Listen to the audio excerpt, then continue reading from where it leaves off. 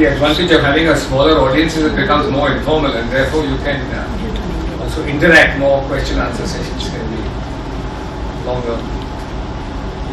But thank you, Mr. Doval, very much for giving me this chance to, this opportunity to interact with such a distinguished gathering in Delhi. Under the aegis of the Swami Vivekananda International Foundation. Swami Vivekananda, it's his 150th birth anniversary this year. He's an icon of mine. In fact, I don't know if you know, but personally, I was in the BJP National Executive, and I actually resigned because the then president had said that the intellectual capacity of Swami Vivekananda and my biggest enemy down the line were of the same caliber. So I found that too much to stomach, and I actually resigned on the ground because he truly is. I mean, Gandhiji may be the father of the Indian nation because of his role in the independence movement, but certainly Swami Vivekananda is a spiritual icon. He was an inspiration for many of our freedom fighters during the independence struggle, and for me, along with the Upanishads and the Bhagavad Gita, the intellectual output of Swami Vivekananda that takes Hinduism to its highest intellectual standards, unparalleled in the world. So that's my little tribute to Swami Vivekananda, and I'll come straight to the problems which our country faces today. There are basically 7 cases I just want to present facts about. 7 cases, 6 of which I am associated, and 1 I suspect, the Ishrat Jahan case, I may well be associated in the future. But 6 cases in which I have either directly or directly had some. And those cases illustrate, and I've laid down certain propositions which I want you to ponder on. These I had to write out, so I don't want to miss the language, etc. And this is my theory, and the presentation of the facts of the case, these 7 cases, I think will make these propositions clear.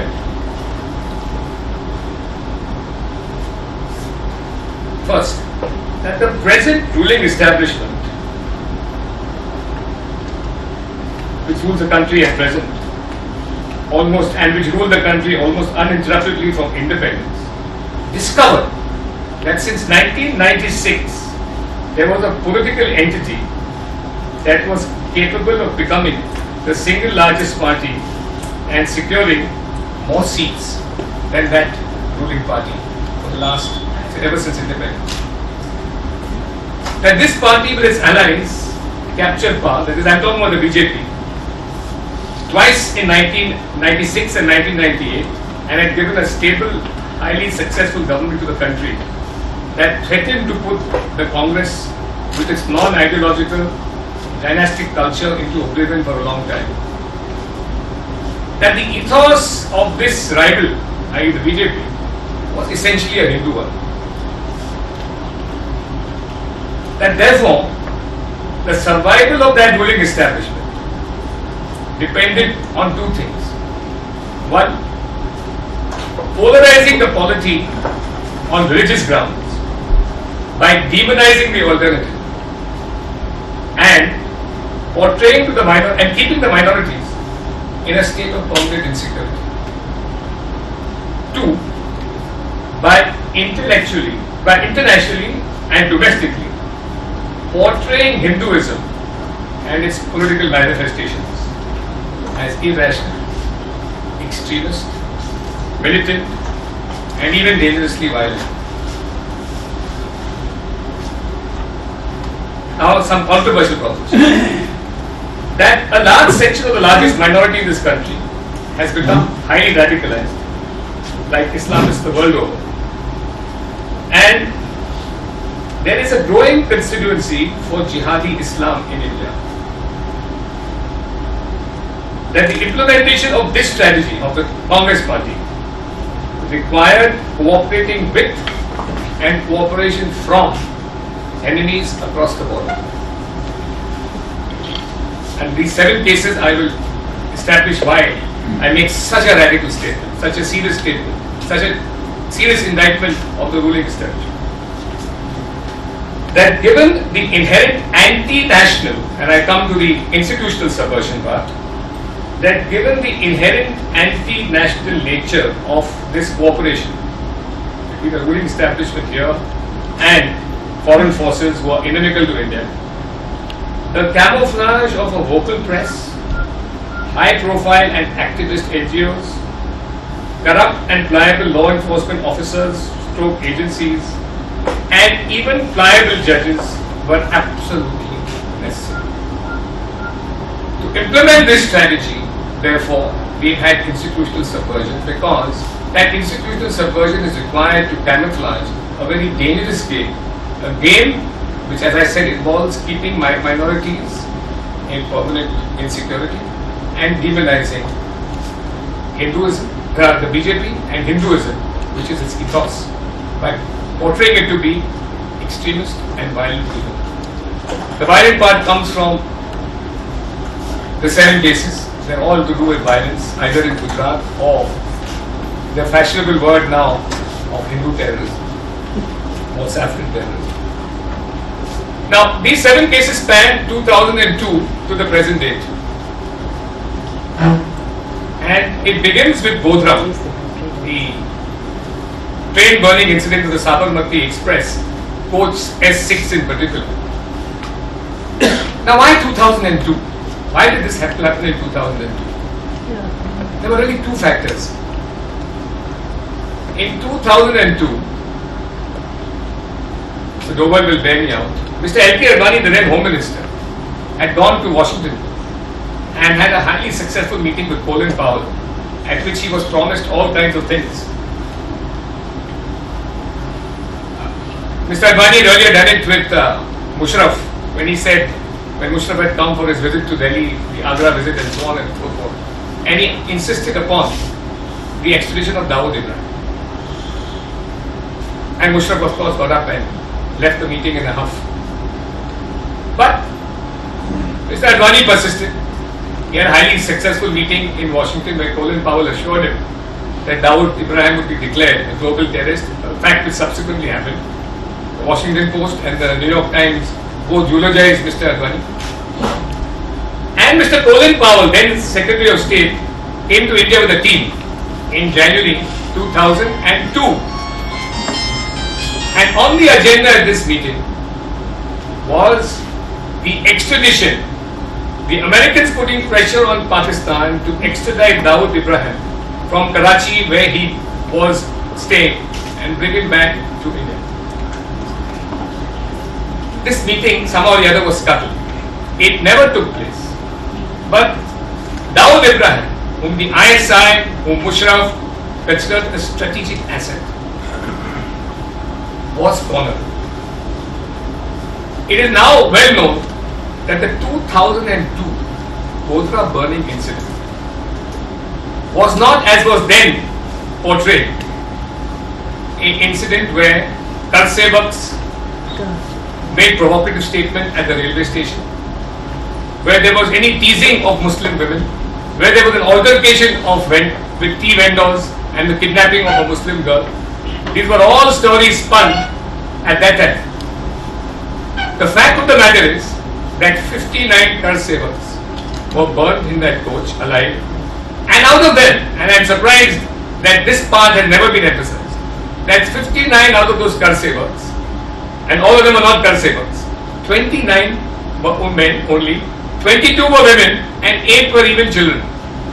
This heinous aspect of that burning has never been emphasized by the same high-profile press and NGOs who actually then subsequently went to the press and talked about the aftermath of the Godhra burning incident, that is, the riots and the brutality that took place. Admittedly, there was retaliation and there were some heinous killings, but in that huge press propaganda, Godhra was buried, and what we got was a high-profile campaign talking about Hindu extremism and blaming the state administration. Now, Dawood Ibrahim has been linked through the LET to causing Gujarat riots in 2002.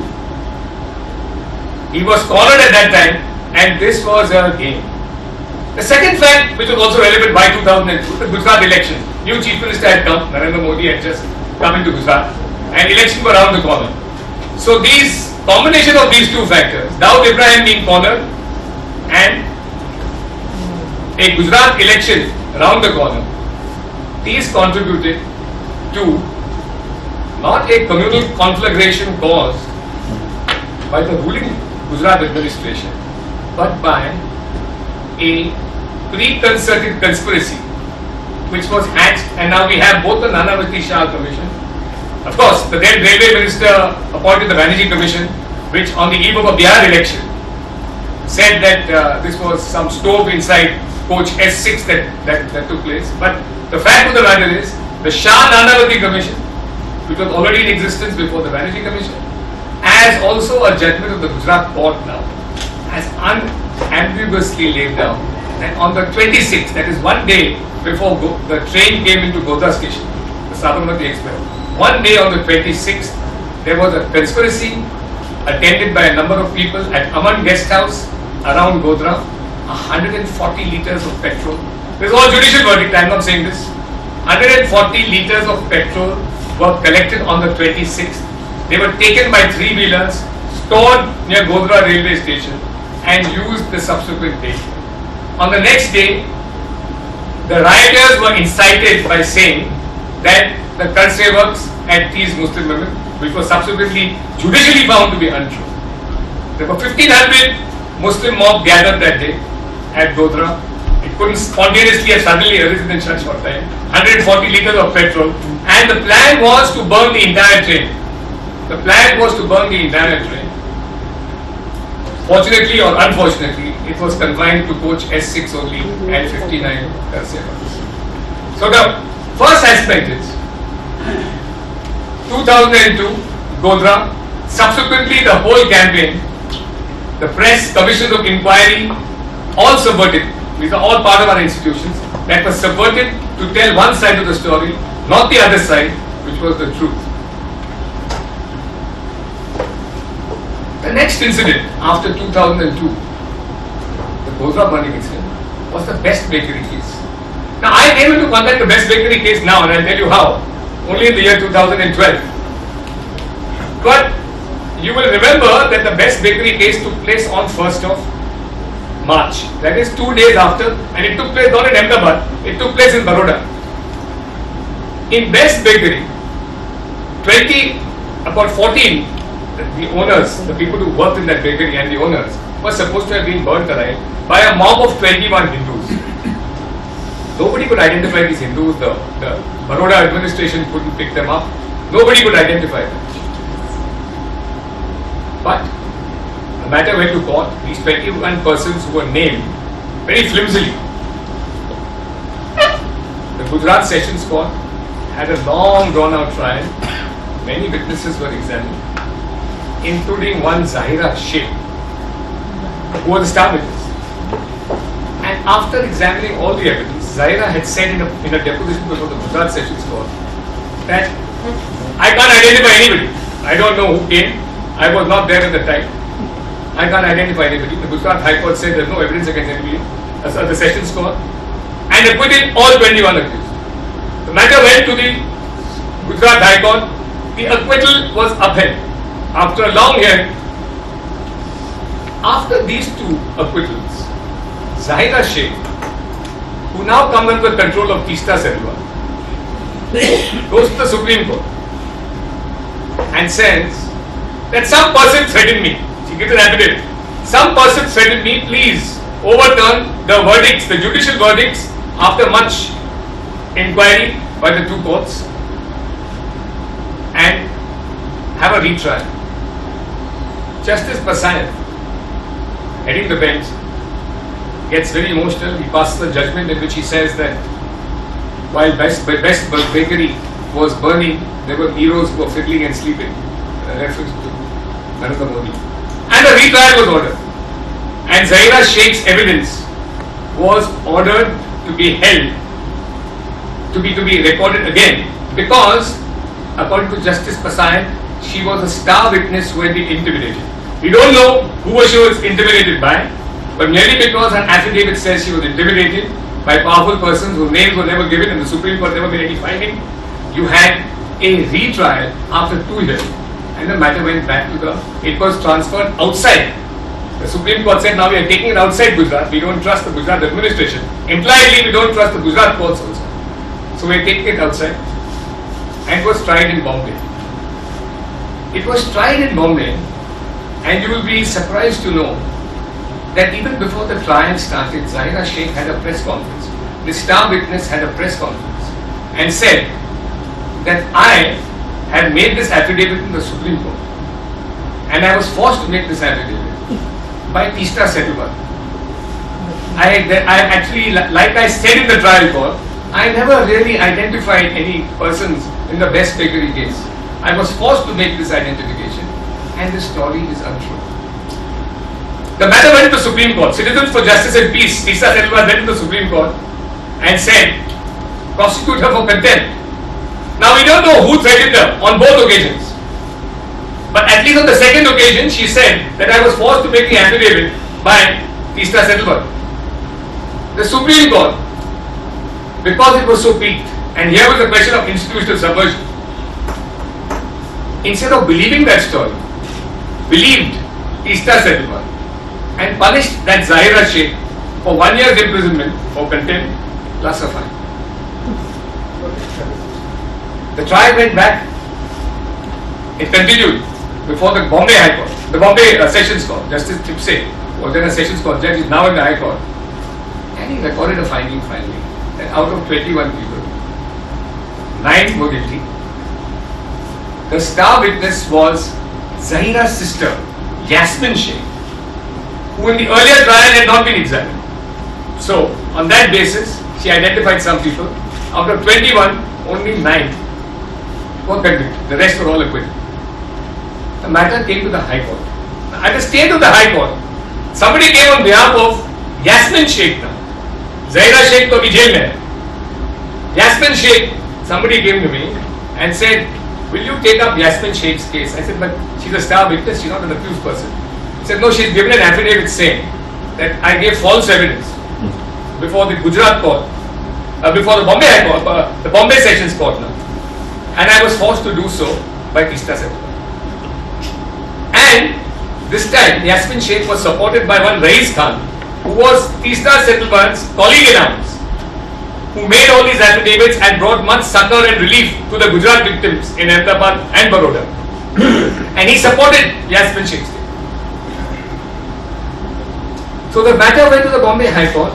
I said, please don't punish Yasmin Sheikh, but this is the truth.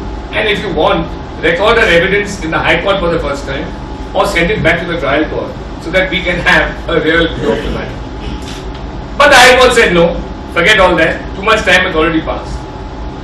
And they let off Yasmin Sheikh, but out of the 9 accused who had been convicted in the lower court, they acquitted 5. So now what you have is, after trials, the same accused persons, who have now faced 3 trials and 2 appeals, there are only 4 left. And I assure you that once the matter goes to Supreme Court, those 4 will also be acquitted. But the Supreme Court, on flimsy evidence, and I say that it was completely unjustified, punished a vital witness. They should have had more sympathy for the accused, allowed the trial to go on, and the situation now is that even in the second trial, the star witness, the sister of Zahira, Yasmin, has turned around and said that the whole story was false.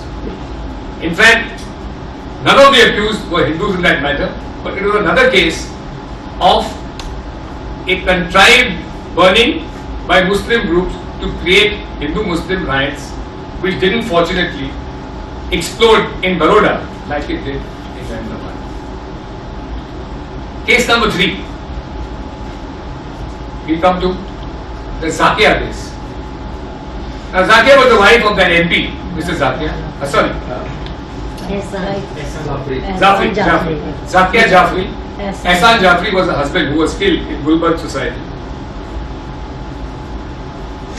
The matter was investigated. Those who were guilty were arrested. Those who were thought to be prima facie guilty. But in 2005, on that specific case of Gulbarg Society,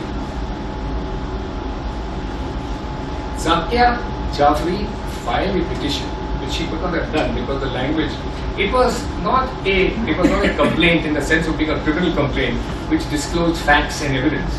It was a political indictment of the entire Gujarat administration. It didn't say that Mr. Modi did this or Mr. P.C. Pandey did this, or it named some 70-80 people. But it ascribed no role in the killing of Ehsan Jafri to anybody.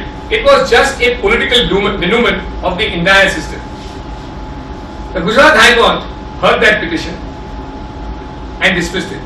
They said that this matter, you go and file an FIR in the police. We can't interfere in this matter. There are too many disputed questions of fact. He dismissed it in 2007, late 6th of 2007. Nothing happened thereafter. In 2009, suddenly an appeal is filed by, again, Citizens for Justice and Peace. And on the 27th of April 2009, 3 days before the Gujarat the polls take place for the 2009 parliamentary elections, a verdict is passed, which is then hugely publicized in the paper, saying Modi in dock, Zakia case to be investigated, Modi accused in Zakia complaint. After that, the rest is all history. You know what happened. An SIT was appointed by the Supreme Court. Its personnel were chosen, carefully vetted by Citizens for Justice and Peace. They decided who was going to be the jury, who was going to be the investigators, who was going to be the judge, who was going to be the venue. Everything. After that, 2 years of monitoring by the Supreme Court. The SIT has found that there is not a shred of evidence to implicate Mr. Narendra Modi in the Zakia murder case. Now, the theory is that the SIT itself was biased. An SIT which was carefully vetted by Tista Setalwal and other NGOs who were in the case in the Supreme Court. And the investigation was monitored by 3 puny judges of the Supreme Court. Ultimately, they said now go back, and if you have any objections, do it before the magistrate. Those proceedings have been delayed. Otherwise, long ago, for some reason, Zakia's lawyers, Tista Setalwal, etc., have all been telling the courts below that we are not getting documents. They went to the Supreme Court. The Supreme Court gave them indulgence, said to give them the documents, even though in law they were not allowed to. Anyway, I hope now the lower court, the trial court, where the closure report of the SIT is to be filed, now finally gets the imprimatur of the court and the case is closed. That's case number 3. Case number 4. Sorabud. And now in more recent times, Ishwar Jan is number 5. Who was Sorabuddin? Sorabuddin was an ISI gunner. He was supposed to be connected with somebody called Chota Dawood, and he used to collect arms and then distribute them for use in terrorist activities in India. His brother brought a case, and the case again significantly, and again this is a question of now judicial subversion. The case comes up in the Supreme Court in 2007. It is being investigated by the Gujarat police. In fact, the Gujarat police are also being monitored now by the Gujarat High Court and to some extent by the Supreme Court. But in 2007, suddenly, before the elections, the Supreme Court takes over the complete monitoring of this case, the Sorabuddin case. And on the eve of the elections, just at the eve of every election, there is huge hype and huge publicity to influence the outcome of the elections. And you will all recall that Maut Ka Saudagar statement that was made in the 2000. Of course, it backfired, unfortunately. But you will remember that in 2007, that statement was made. Again, judicial subversion, in the sense that the judiciary's powers of monitoring are invoked at crucial periods when Narendra Modi in particular goes to an election.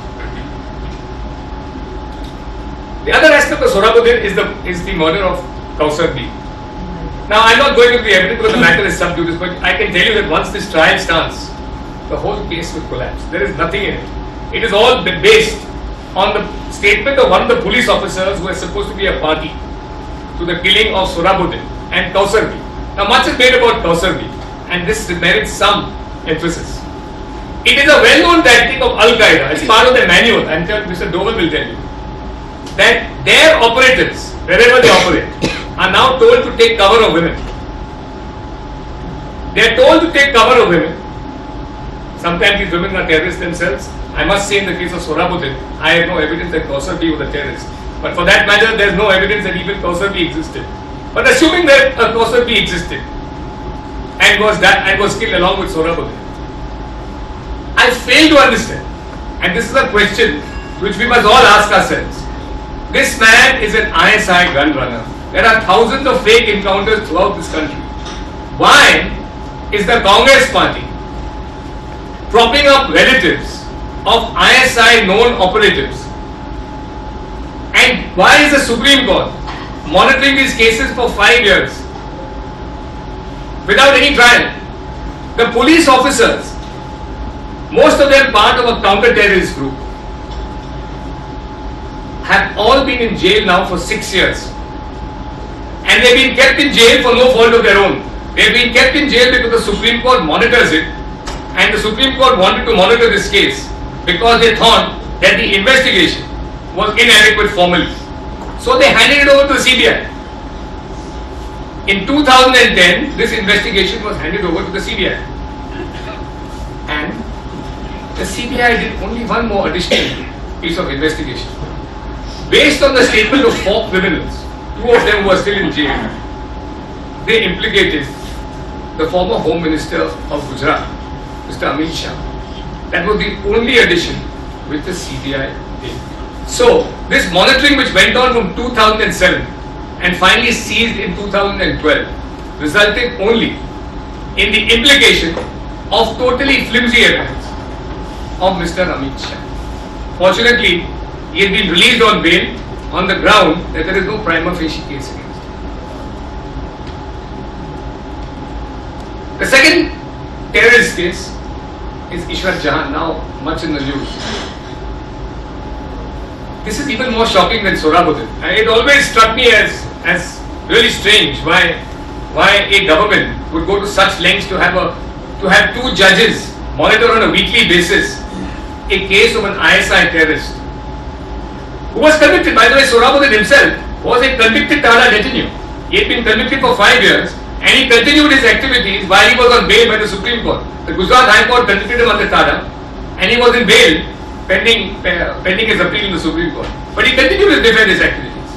But yet so much indulgence was shown to him. There are cases and cases of fake encounters in every state in this country. Mr. Doval will bear me out.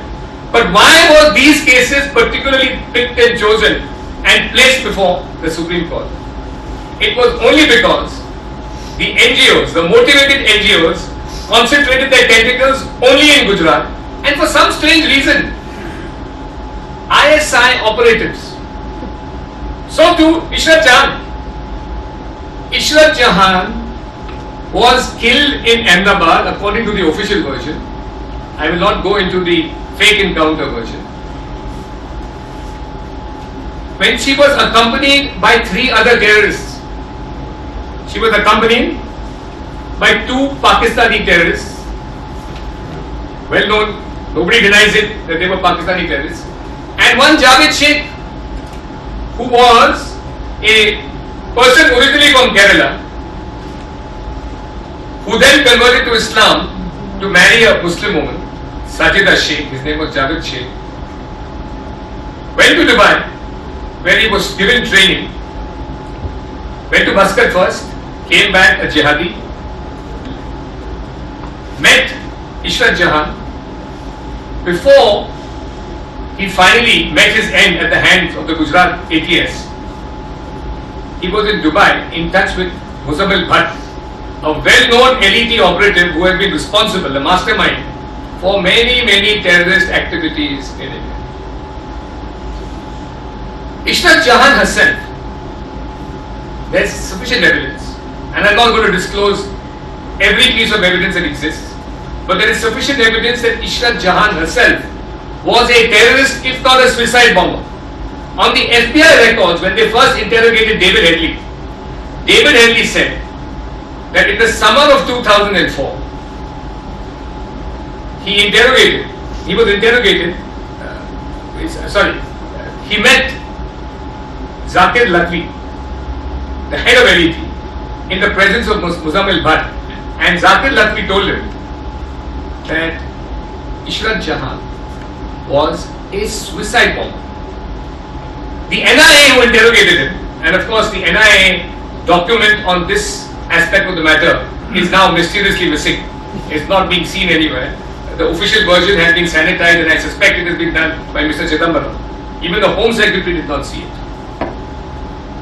Ishrat Jahan, according to the NIA's interrogation of Headley, was a terrorist according to him. She was a Fidain. Now the most important question is that shortly after she died in this encounter, fake or otherwise, on 15 June 2004, the Ghazwa Times, a well-known LET mouthpiece, itself said that Ishrat Jahan was a Fidain of the LET. They mourned her and they castigated the Gujarat police for removing her veil at the time of her death. Now, it is amazing in the light of this most important circumstantial evidence. Would an enemy hell bent upon bleeding India by 1,000 cuts, would that own up a woman Fidain as being their own publicly, unless she was actually, there was no reason for them to put the Indian government on the mat by saying so. On the contrary, they admitted that they were a terrorist organization. They said she was a Fidain of theirs. That according to me is the most clinching piece of evidence. Now in 2007, just before Javed Sheikh's father files a petition in the Gujarat High Court for an investigation and for monitoring in 2007, the LET suddenly disowns her. They said what we said in 2004, immediately after her death, is a falsehood. NGOs and lawyers who are appearing for Ishrat Jahan's family now have seized upon this. If you ask them, publicly or otherwise, but what about the Ghazwa Times of 2004? Their answer is, and I met this answer a few days ago when I was on a television debate, their answer is, but the LET has said in 2004, they published this news item in the Ghazwa Times in Karachi on the basis of information provided to them by PC Pandey, the DGP of Gujarat, then DGP of Gujarat, who is now absconding in the Ishrat Jahan case. Now, at that time, this counter argument, I must say, even for my forensic mind, I did not know how to deal with it. But when I came back home, I said, but what is she saying? What is Ishrat Jahan's lawyer saying? The LET published, owned up. LET is not a great friend of India's or the Gujarat government. The LET owned up Ishrat Jahan as being the terrorist operative in 2004 on the basis of information given by a sworn enemy like DGP Pandey of the Gujarat police. He was to tell them who your Fidain is and you published it. This was the argument that was given on television.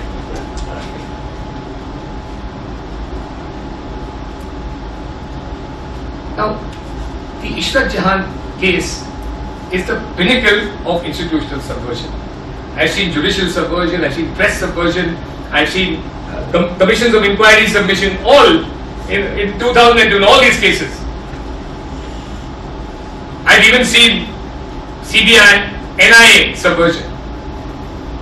But here is a case where you are now attacking those who have been responsible for the protection of your country. This is an asymmetrical warfare. This is war. The IB may sometimes overreach themselves because they have to. If indeed, for instance, she was a suicide bomber, did we have to give her a due process so that our leaders could be killed like Rajiv Gandhi by a suicide bomber? This is the kind of rubbish with the Congress party. They churn out little paragraphs on CBI prepared reports like parrots on television. their spokesperson do no reading at all. But they expect a gullible Indian public, and our public is gullible because we are in the era of sound bites now. We are in the era of TV sound bites. So nobody does any real reading of charge sheets and police papers. But the fact of the matter is that the whole story is absurd. If she was a suicide bomber, I go so far as to say that she was a case of clear and present danger, and she should have been eliminated.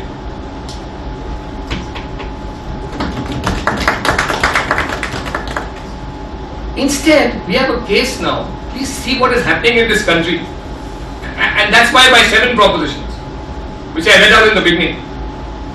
Instead, we have a case where Ishrat Jahan is being again monitored. And by the way, this is a 2004 case. Please again see the timing. Why the 2004 case suddenly coming up on the eve of a national parliamentary election and seeking to embarrass by innuendo? No evidence. Somebody says he heard somebody else say, 2 other people were talking, somebody else heard them saying, one white beard and one black beard approved this whole operation. Innuendo, pure innuendo. You give a person a bad name and hang him. And the Gujarat High Court is monitoring this in all sincerity.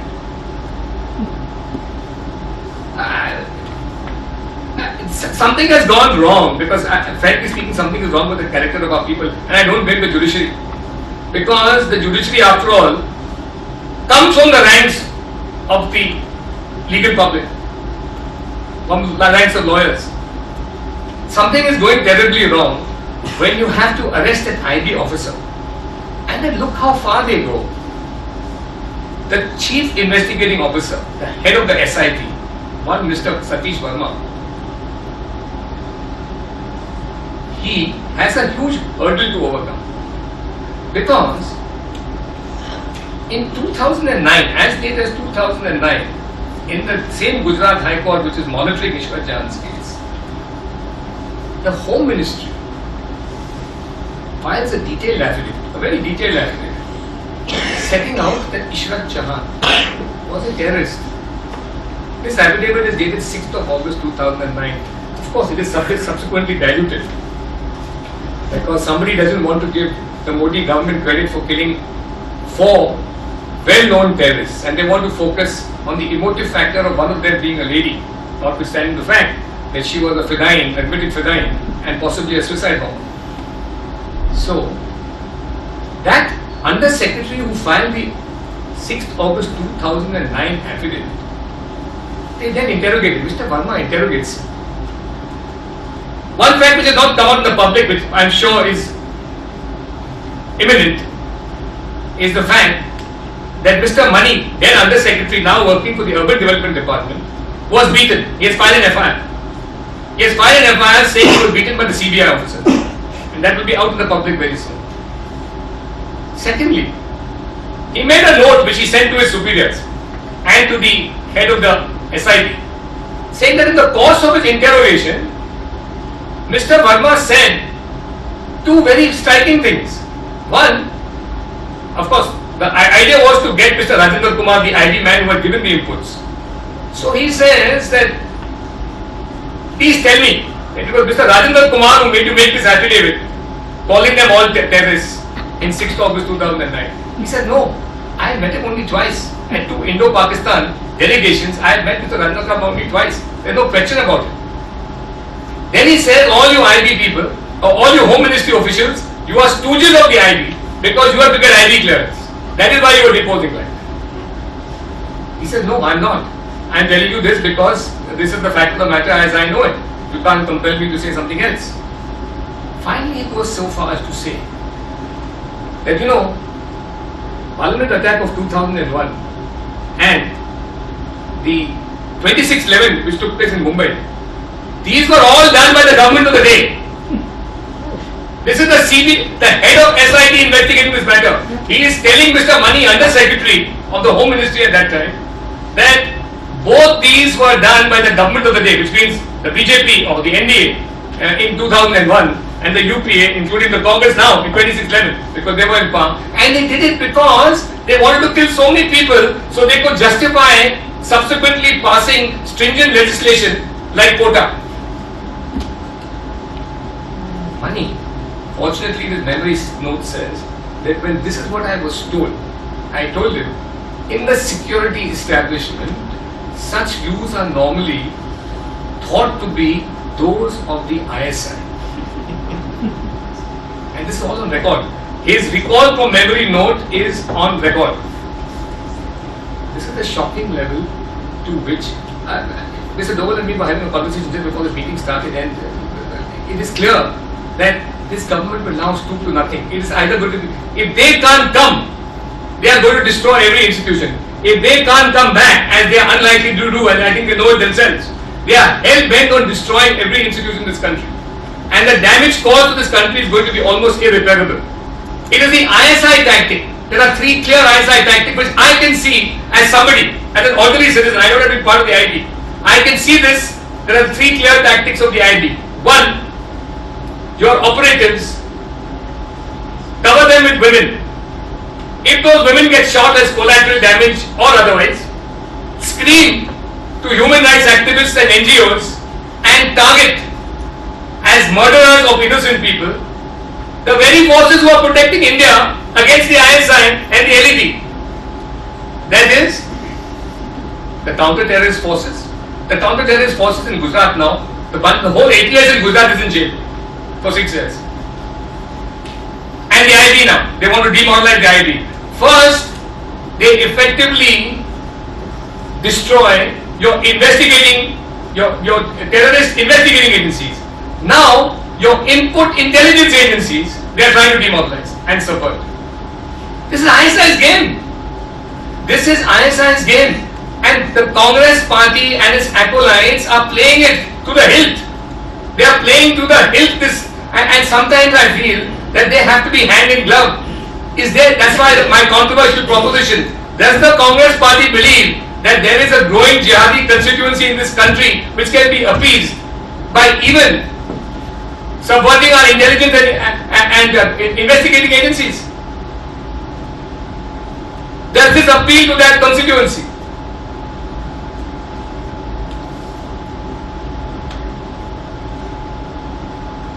Two more cases. And there's a petition pending in the Bombay High Court. And this all ties up. The two cases I'm coming to is of a pattern to the other 6 or 5 cases which I have discussed. The NIA was created in 2008. It was created in the wake of the 26/11 disaster. Nobody questioned it. It is actually constitutionally extremely fragile. It can be challenged because the police is a state subject. Here the creation of a federal police agency which imposes on state powers. But at that time, in the emotive atmosphere of 26/11, Chidambaram made a powerful speech in Parliament. He said the whole nation is watching us. They want a response. That response was the NIA. I think only Sitaram Yechuri got up and said in Parliament that, but what about states' rights?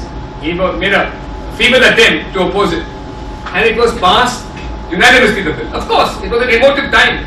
180 people had died in Bombay. They were massacred. Men, women and children. Now the NIA.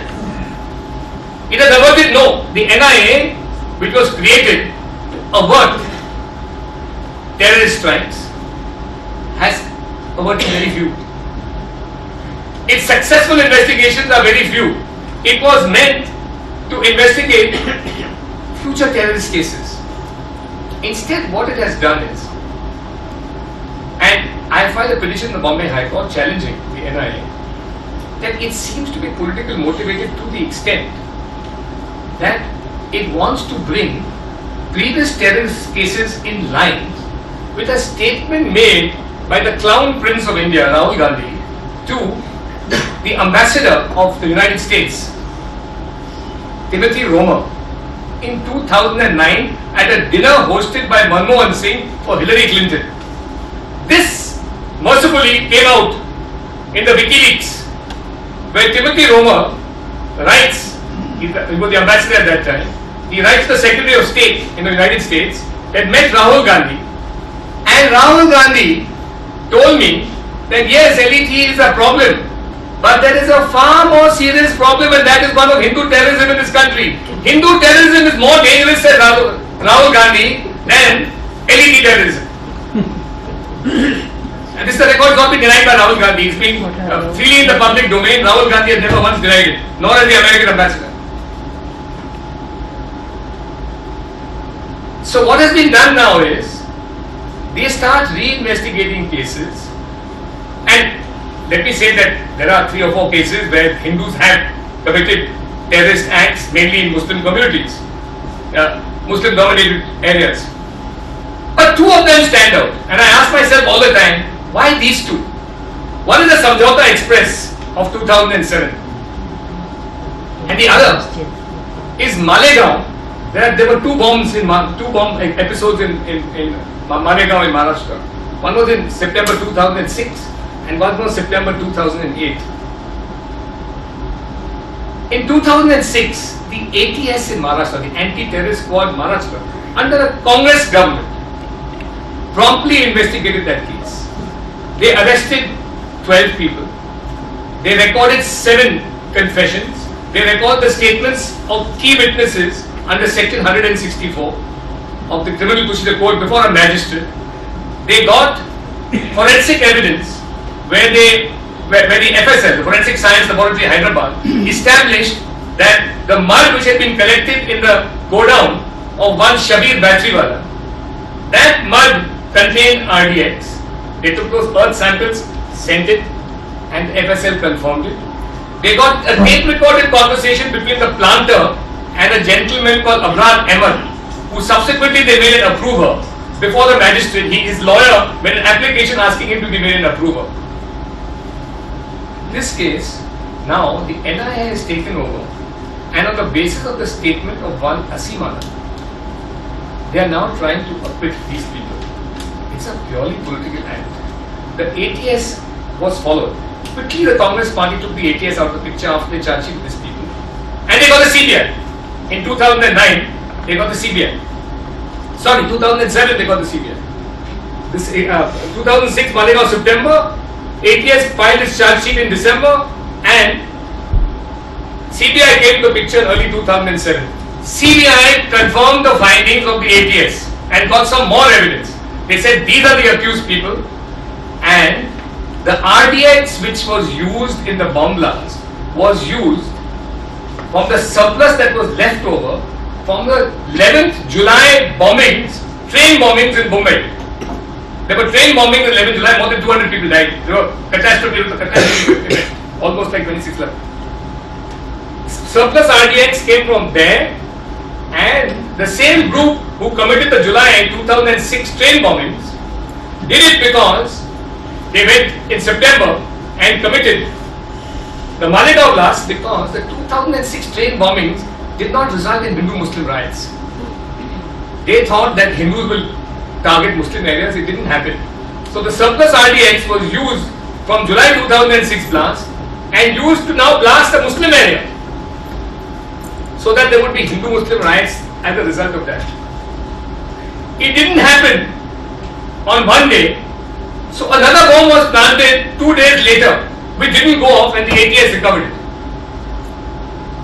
Now that whole, I may say, superb investigation by the ATS, corroborated by the CBI, had been taken over by the NIA in 2009 after it was created.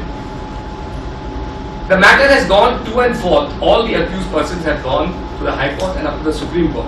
Either they've challenged that Bakoka law, which is prevalent in Maharashtra, and it has been rejected, or they have said that the evidence is false and it has been rejected.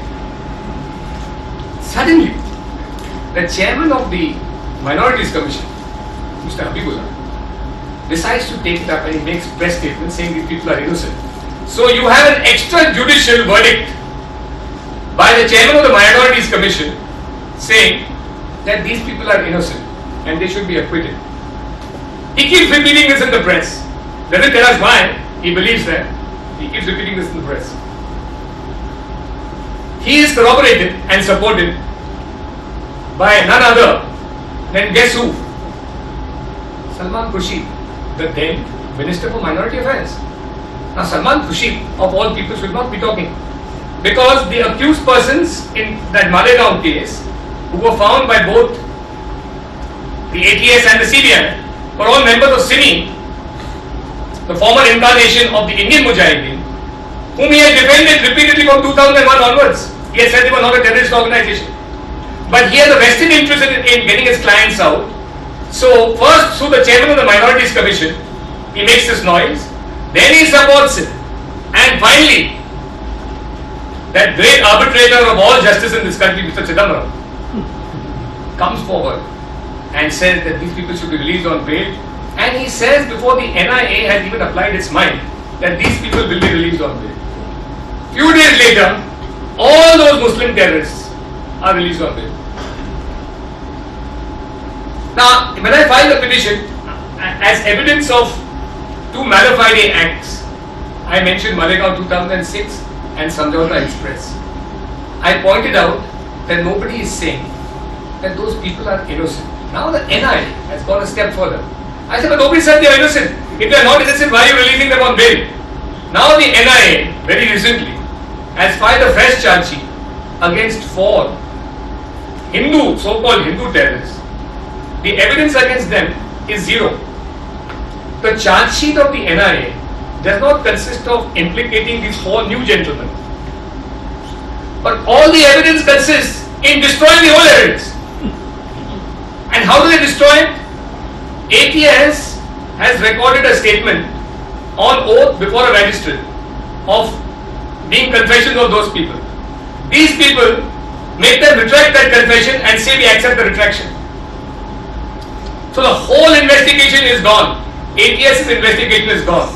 The upshot is the Hindus will never be convicted because there is no evidence against them. Because the whole exercise was to exonerate the Muslims. And those Muslims, because of all these contradictions brought in by the NIA, will never face their just deserts in this case.